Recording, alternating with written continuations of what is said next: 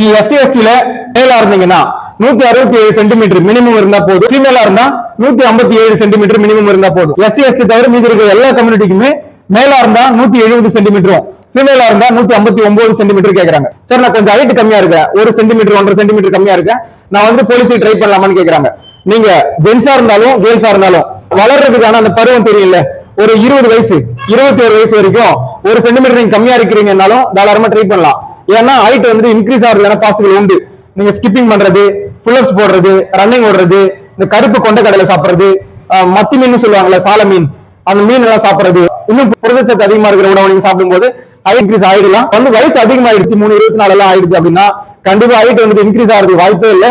Police எக்ஸாம்ல முன்னாடி மேனுவலா இருந்தவங்க இப்ப சென்சார்ல அளக்குறாங்க. ஒரு சில மில்லிமீட்டர் கம்மியா இருந்தாலும் உங்களை டிஸ்குவாலிஃபைட் பண்றாங்க.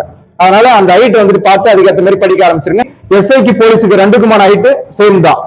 இன்னும் உங்களுக்கு ஏதாவது இந்த ஹைட் தொடர்பாக சந்தேகம் இருக்குன்னா கீழே இருக்கிற நம்பருக்கு கால் பண்ணுங்க. நன்றிப்பா.